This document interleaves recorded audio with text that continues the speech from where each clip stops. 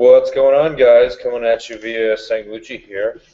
Peter Zhang and my other partner in crime over here, Bryan Wiener, is about to show up in just a second. But today we are going to be talking about the 2.5 strikes and just in general strikes that kind of pop up all over the place, and what the heck they're actually trying to do with everything going on. And here's the professor. What's up, guys? Keeping things relatively non-technical with his lack of technical know-how, plaid shirt, and my lack of fundamental understanding. Am I in your chair? So yeah, the 2.5 strikes, guys. CBOE just released the 2.5 strikes on Apple, I believe. Did we see them on Priceline for next week already? They're on some out-of-the-money calls, I think. Yeah, so in general, guys, depending on the price of your stock, you're going to have different strikes, for in the money, out the money. And so you will have like $5 strikes, $1 strikes, and then now we're seeing $2.5 strikes. Bryan, what's your take on what the deal is with $2.5 strikes? Who wants to play that? Why would anybody want to do that? It's it's basically exchanges, market makers trying to get more volume. Market makers just want people to hit their bids and offers, so they're cool with posting. And the exchanges just want more volume because volumes are really crappy still. And that's fine. It's just going to cause more interesting attraction to the strike. So, like yesterday, Apple closed exactly at 557.5. So it's just weird how there's going to be an attraction to these 7.5 and 2.5 strikes. Yeah. It's just. I feel like in general, like you have your regular strikes where market makers and everybody who's really smart and HFTing and all that kind of stuff, they have their theoretical values all smoothed out across all of them, and it's really tough because it's a speed game to get to the dumb money that flows in and kind of goes in between the bid and the offer. So now you have your 2.5 strikes, and the idea here is that, for instance, Apple. What's Apple trading at? Apple trades at 555, and it's on a Thursday or it's on a Friday.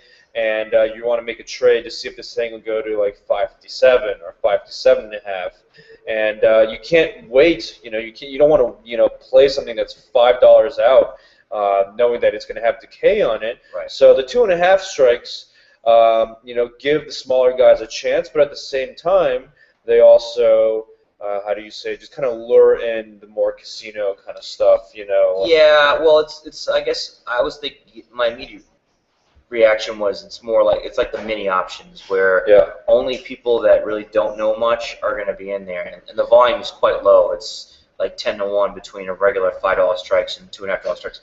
But if we remember a couple years ago, there weren't even $5 strikes. It was every $10, and now it's five strikes that are super traded now. Yeah, so over time, people get to know them. But guys, for the smaller guys out there, they probably look super attractive. And the word on the street is to be wise and be careful and tread lightly, because most of the time, if the house is releasing a new product or a new casino machine for you to play, you're going to lose. Right. And so it should be, you should possibly watch your ass. Do you think it takes a while for the volume to come in because it takes like quantitative traders and legit firms a while to figure out how they can integrate these into their models? No, it's very simple. It actually makes curves much smoother. There's more data points. It's actually a market maker. It's actually easier to to make your curve because it's. So in general, what the normal curve, guys, you have your bell curve for your volatility, and you have your different strikes at different points, and every time in between, or when there's different chunks of bid and offers, the vol curve becomes like disjointed at certain times, non-continuous. And so if you add in the 2.5 strikes in between all these 5 strikes, you're going to have a smoother curve because you just have more data points. It's like calculus, right? It's like calculus. Yeah! Dropping some knowledge, baby! The professor dropping some knowledge. Yeah. I'm out. Unironic. That's walking. Leave while you're up high. All right, but in general, this is I think, maybe there's going to get to a point where they're just going to get all the way down to like 50-cent strikes across the board, That's a little much. I think there's going to be a floor based upon the price of the stock. But as you can see, so we have SPY, and they had $2.50 strikes. Now they're dollar strikes. Now they're 50-cent strikes. So that's correct. It just depends on demand. Sure. You can always tell the OCC, we want a new strike. Sure. We want a new strike. So it's market makers looking for ways to make more money, exchanges totally with them. Mm-hmm. Let's make more money. Because more volume, exchanges are now for profit. So obviously they want the volume. They want to cater to whoever does more volume, whoever pays for the most data, all that kind of stuff. Obviously, priority is market makers and big shops. It's so coincidental. Like all these new lot sizes, like minis and jumbos and $5 and $2.50, those have all come about after exchanges have gone for profit. Right. Yeah. That's not a coincidence, right? Yeah. Right. I mean, the minis really haven't done anything. Yeah, the minis I think were just it was a still dud. an attempt. It was an attempt. And I totally agree that the $2.50 strikes. It's just evolution of trading. But everybody wants the leverage. Eventually, there's going to be dollar strikes, but the 50-cent strikes, I think that is more in line with SPY because the realized volatility is so low. So to go from one 50-cent strike to the next makes more sense in eBay.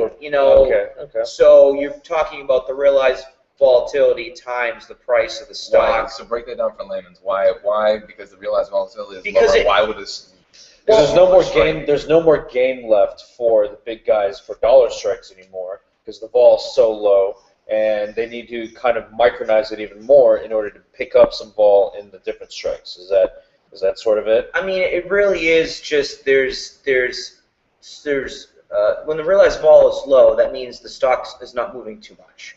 That means that people have to, wait extra days to go from, say, 179 to 180.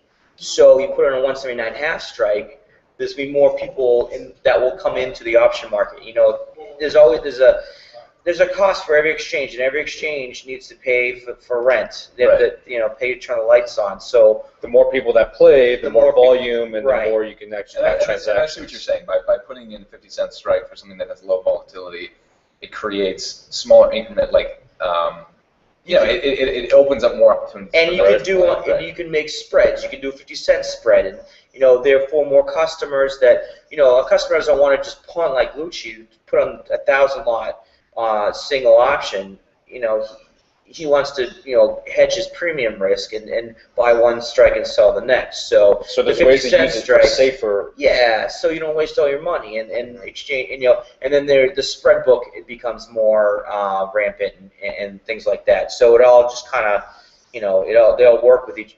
What's the spread book? Well, the ISE. Every exchange has the ability to post a spread for what's the 179, 180 call spread in SPY expiring next week, and then a customer could say, "I'll pay 62 cents for it," and then someone, a market maker can say, "Okay, I'll sell it to you." So they effectively at the same time sell the 179. So instead of buying the two things separately, just like boom, getting in the spread. Right. And the 50-cent strikes allow people to put in these spread trades. So the same thing is Vegas. When you go to Vegas and you bet on March Madness, it's like you can do, you can what do they call it? When you put groups parlay. Parlay, yeah, it's a parlay. It's very similar, right? But it's a binary parlay. It's like buy one, sell the other. But yes. Right, but it's grouping the two what could be separate, betting events together into one event and selling that as a product. And hopefully you guys are getting the point that there is a house in this game and that you should always view it as betting within the house. And you having the resources you have, and the likelihood of you winning against the house is relatively low out there. And when the house releases new products, you should be careful because most likely it's out there to jam you up. I wouldn't be concerned. I wouldn't think that it's a bear trap and that every $2.50. It's just another tool. The more products that are out there to trade, the more probability. It's like casting a net into the options market, and the exchanges, along with the market makers who are the ones that are actually casting it, they're cool with that because they'll get more fish. And just because you're playing that strike doesn't mean you are fish. You could sell that strike. Sure. Yeah, You know? you're completely right. You're completely right. I just feel like from the retailer standpoint, from somebody who has less than 25K or is not allowed to sell options naked or even do a spread, they have to buy. Yeah. And I think from what we've seen recently, at least from what Hyman and us have been looking at, is that the amount of retail flow in the markets is actually not that much. You need a lot of prop flow. You need a lot of hedge fund flow to get in there in order to get that volume for the market makers. Like retail flow, like the ones for Thinkorswim or E-Trade, that's actually dying off. It looks like, Yeah, we'll see. So if we think about like the 560. Say we think about the Apple 562 app call. Okay. Now the delta of the 560 versus the delta 565 is pretty big at this point. Maybe the 560s are 35 delta, the 565s are like a 15 delta. So if you buy the 560s, well, now you have bigger premium risk. If you buy the 565s, you have a smaller delta, and then there's also the volatility aspect. So the delta and the vega are kind of even, and they're not, if we go up, then the ball's going to come off, and so you're not really going to make money in your delta. There's a sweeter spot in, say, the 562 halves, which might have a 22 delta, something like that. So you get a little bit more directional. Your premiums are going to go up because the delta is a little higher. Right. Now, what I'm afraid of is that people are gonna clamor in too much, where you're gonna have your blips involved for all of these from little tad bits, because everybody's just like generating more volume because they're thinking what you're exactly thinking. I don't have to worry about decay risk so much on a Thursday or a Friday. I can ride the move of Apple by playing this strike, not having to outlay so much money. Right. But you get so many people that do that, you get this cumulative effect where they're all buying vol at really high points, and they're not really going to get too big of an effect from the delta move. It's just, I guess we'll find out. I don't know. We'll find out, but it's really interesting because you'll see 20,000 options traded on the $5 strikes, and all of a sudden you'll see 5,000 or 2,000 traded on the 2.5 strikes, and it's just. It's new, so people don't even realize. I didn't know until Friday when you told me. Yeah. And I was like, what? It just came out last week. Yeah. It just came out last week. Yeah. Charlie, is there anything else you wanted to add here or talk about here? This was mainly what we were talking about. We talked about shifting what happened, in the markets last week, right? I don't know if you guys wanted to comment on it, but from my outsider perspective, the guys that we talked to who are running algorithms, tape reading algorithms, it screwed with their systems. We at St. Lucie, we lost money. Talked to a couple other traders, just anecdotally, and they were like, yeah, end of last week was. I had no idea what to do with that, and people in the chat room seem to be like, this is trash, what the hell happened, and we went from, a bull market, right, just going right into chop. So. Well, I think we're all waiting for the Fed number to come out tomorrow. So you think that was the cause of it? That's part of it. People are like, well, why would I make a trade on Thursday or Friday if in less than a week we might have more taper talk, and people would wait to see what other people would do, and then it's just chain reaction. So I think after tomorrow there's going to be a lot more clarity, and we could also be in seasonality-wise. We might also be into Christmas, all this, and everybody talks about, people want to unload risk going into the new year. There's the January effect. You heard the January effect? Yeah. The January effect, people selling off and buying back in January. Yeah, stuff like this, or tax loss. Right? Yeah. They actually think that it's moved into February now that so many people are doing it. Market makers just bend them over. They have to do it in February. Mostly in Amazon, probably. Yeah, mostly in Amazon, fucking Amazon. But yeah, there's so many reasons. I think that this makes no difference for vol traders. I don't think. I think it might be better for vol traders. Going into chop, you mean? Going into chop because everybody who's bullish has been buying the breakouts. And once you go into chop, none of the breakouts work, but you still have a bunch of bullish traders trying to buy breakouts. So you just And sell then to them. you just sell right to them. Right. And preem them out. Yeah, Do you agree? I do. You I have a mean, look in your eyes like, yeah, that's what I thought. Yeah, I love that shit. right. I mean, the fact that I'm more into the market profiling now, that I mean, sitting next to Lucci on a Monday through Wednesday basis, I'm really seeing how there really is a defined range, and I can create my own value area in my head without even You don't even look at it. I know You don't have where to look it at it is. at all. I know it's like, an apple, it's like 5.55 half to 5.57 half, and that's the bracket. that's the bracket. Bracket it around and then just slowly work it. And trading with these And two so- actually corroborated that? Yeah, and you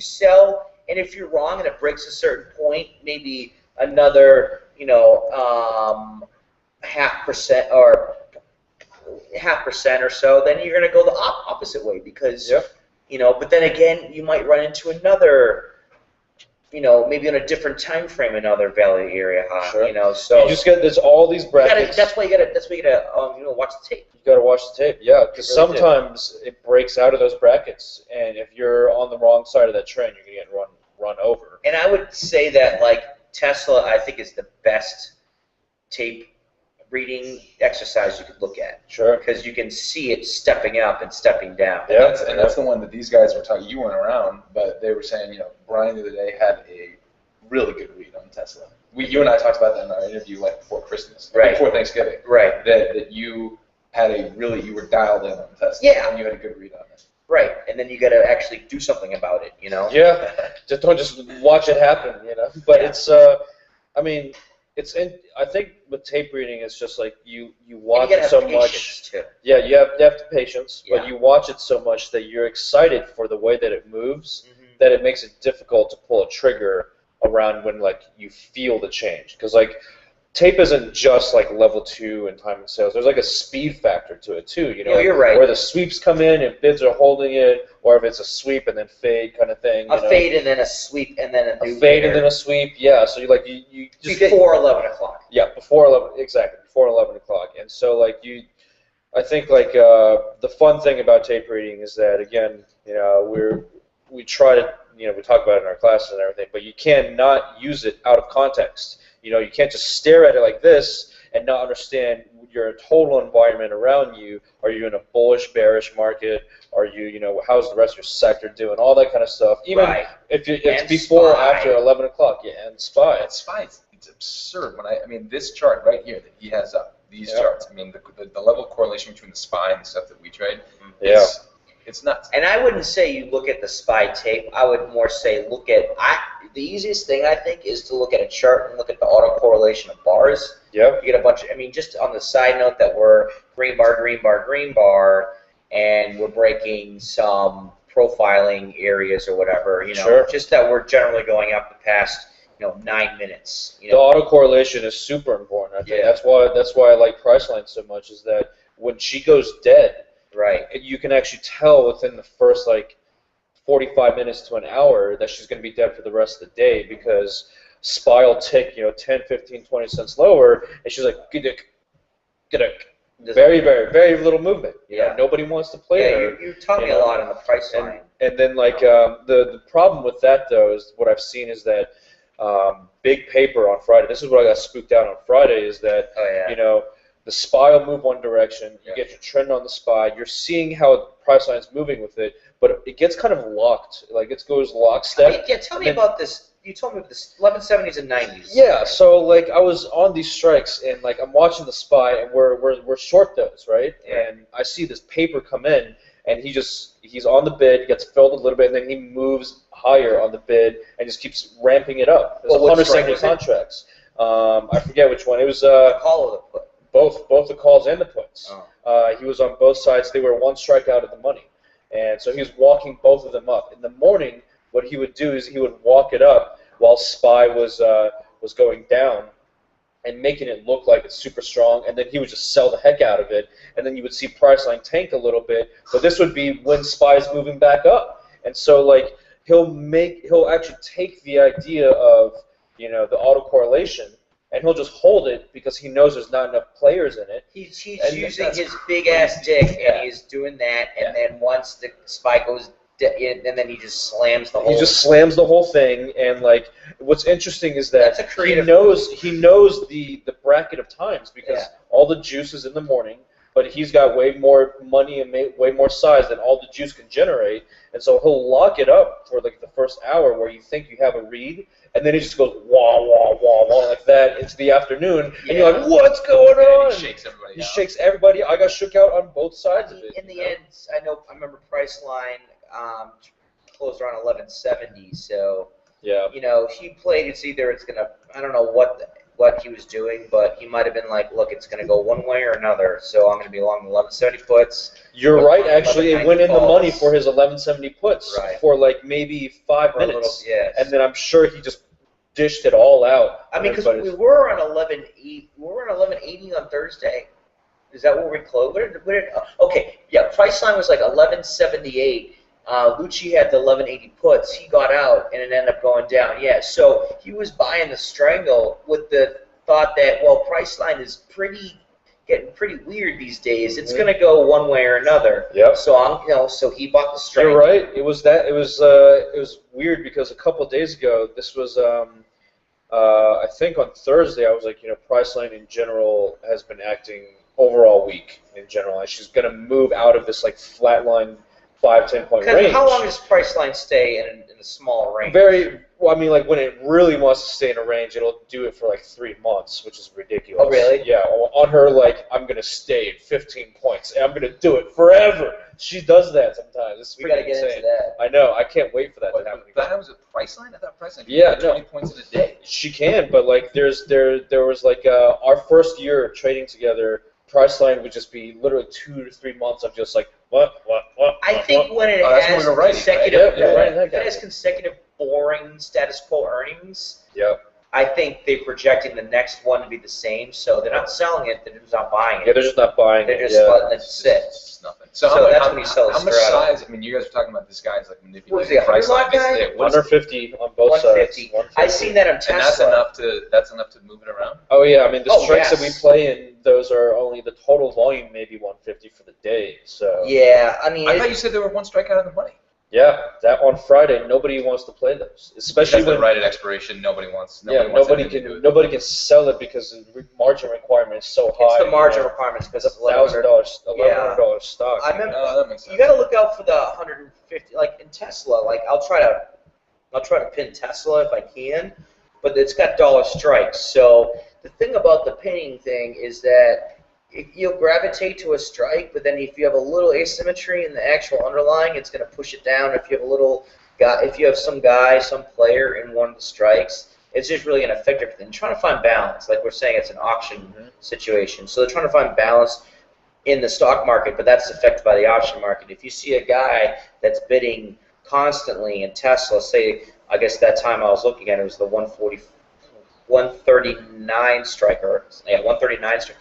And it was a Friday, and I was really confident that it was going to pin at 139, but this guy kept bidding for both. Maybe he was lowering his price a little bit, but he's bidding for both call and put because he's anticipating. He's bidding for the straddle because he's assuming it's going down. Like you see him, and you unless he's manipulating you like the Priceline guy wasn't manipulating you. No, he was just trying to pick a direction. He probably sold some call. He probably was okay with the 1190 strike and made money in the 1170 strike. How is he not manipulating? If it usually goes lockstep with the SPY and he's causing it to. Well, you would say that he's causing it, but he's ultimately just saying, "I'm making a decision to buy the straddle." Right. It's impossible. It's impossible to prove intent. Right. Yeah, Right. It's not a drunk guy walking into a bar looking to pick a fight. Yeah. He's like, well, we're He's got a moving game somewhere. plan. He had a game plan going, but in general, his market impact could have done those things. Yeah. That is definitely something you can say. Right. I mean, and you and I have talked about, or we've all It talked is about the reverse. I think it is. I think it is manipulation. But again, you can't prove intent. You can't. But the thing is, also, like big market makers, like over at Susquehanna or whatever, they could just fucking boom, just kill they him. could kill this guy, or it could be them actually. Yeah, that's what I'm saying. It's like that guy, he exposes himself, doesn't he? When he does stuff like that. I mean, if it's on both sides, then. I mean, in reality, it's like how are the market makers in the stock? How are they gonna move the market? Either they're playing with him or they're playing against him. Yeah, Right. And or independently, but still. I mean, sure, yeah. I think it's just, I think market makers are now bigger guys that are vol traders and market makers that are super smart in the vol space. They are seeing that they can't just play the speed demon game anymore. They have to use the game theory and do some flashing of size and throw some risk out game there theory is very big. to really push their P&L, because right now it's just fucking it's pennies out there for them, you know? And the way you guys are talking about it, the way I hear about it more and more is like the terminology of like it's a lot more like poker, right? I mean, it's poker combined with. Well, I mean, it is. When you There's so much more head fakes and what's going on with Spy and someone posting up and causing a sense of moves going to go somewhere. And simply put, like it's a chicken, fight or whatever. I mean, you got a guy when you have so little size and price line, and you got a guy with 150 lot. Who's going to go against him? He's just a dick. He's just like that. Well, who's going to go against him? So, as someone like me, I might bid with him and do what he's doing. And then everybody else will just keep doing that, and then you'll just get price movement from Unless you have someone that has such big inventory. Say, I'm Lucci and I had a big position. You know what? That's somebody you would want to dump on. Yeah. I'm going to dump it on him, screw him, whatever. Yeah. And then this guy's like, crap. Yeah, I'm filled 150 now. Now I own 150 calls. 150 calls from 70 cents. Yeah, that are going to expire zero. So now what am I going to do, Yeah, so that's what I meant. I mean, you got to have, it takes balls to put yourself out there. Like It that. does, That's but you're not doing it without information. He is information Oh, on yeah, the for flow sure. into the stock, of course, yeah. or he's information on someone else is going to do something. But I feel like it's flow into the stock. Yeah. It's what's the short float? Maybe there's Sure. like some someone needs to cover Yeah. or whatever. He knows something. You don't know some. You don't like the guy, the Tesla guy. He knows something. Yeah, you don't just throw the size out there with the risk of being filled that much, Right. without knowing something, because that risk is really high, and if other big players or smarter players catch wind that you were dumb and you got filled, you're going to get doubly screwed. You know? Yeah. So Susquehanna comes out. It's like, wait, what's going on? Spreads wide. Yeah, exactly. So that's it, guys. Just a little chatter about new options that are out. And also, we were supposed to take questions this week. We didn't look or forget. Were we supposed to take questions this week? I would say next Tuesday by 3 o'clock. Everybody should have a question. Send a topic or a question, and then we'll Yeah, guys. I mean, let's answer them. the structure that we're Change doing stuff is Thursdays is the Sangucci mailbag, so that's shorter questions, right?